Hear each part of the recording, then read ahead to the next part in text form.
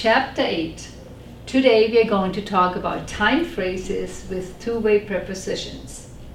And the question we are going to use is wann. When is something happening? Wann meaning when. And of course that requires the dative. You are correct, the dative. Okay.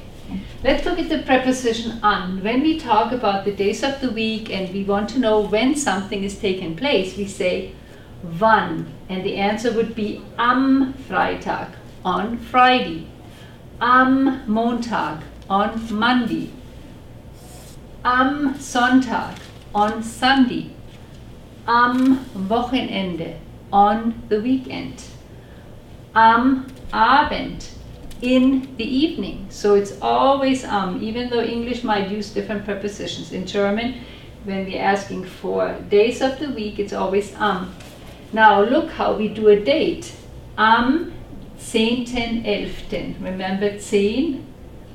This is the day and this is the month, right? So when we write it out, of course the easy way is by putting a period after the numbers. You don't have to worry about endings, but if you write it out, you would have to say am 10.10, T-E-N, 11.10, T-E-N. All right, am 10.11. If you would say 10.20, for example, you would say 10.20. No, 20 doesn't work. What am I doing? Am 10.3. Am 10.3. So, dritten. And here we have to use the ordinal numbers, which we learned a while ago. So, on the am 10.11. oder am 10.3. Okay. Now let's look at the month. When we say when is something happening, when is it snowing, then we use im Januar, im März, im April. Like English. In English we say in January, in March, in April. Okay. Now, when we talk about during a vacation, we also say in den Ferien, because Ferien is plural, it has to be den. So, when is something happening? In what month? Im. And during a vacation time, in den Ferien. Now, when we tell people that something happens before a certain event, we would say vor. So, before dinner, vor dem Mittagessen. Before breakfast, vor dem Frühstück. Before the evening meal, vor dem Abendessen. All right. A very important way of using vor is in the meaning of ago. All right. So if we put vor in front of a year or a month or a week, then it means ago. Vor einem Jahr, a year ago. Vor einem Monat, a month ago. It's a very important phrase. Vor einer Woche. Woche is a D word, and that's why we have to change to ER. A week ago. All right. 3 years ago.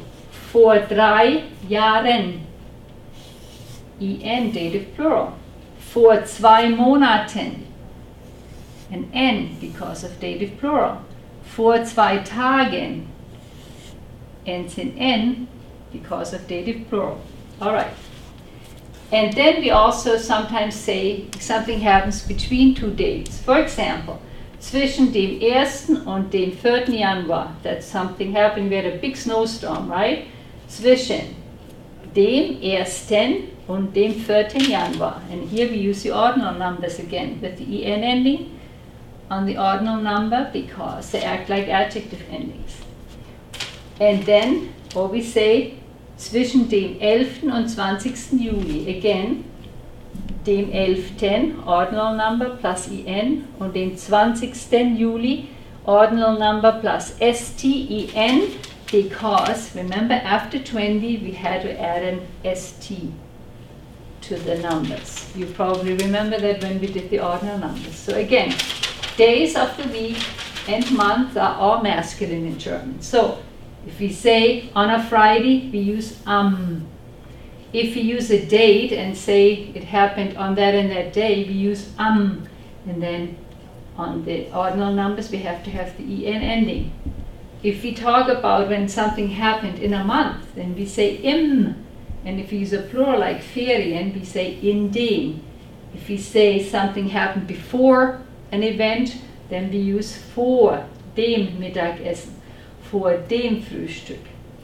If we say that something happened a while ago, again, we use vor plus dative. Vor einem Jahr, and then it means a year ago. Vor einem Monat, a month ago. That's a very important phrase to know. And then if we say that something happened between a certain space of time, we say zwischen, and then again dative, dem, ordinal numbers, ersten with en, und vierten, ordinal number plus en.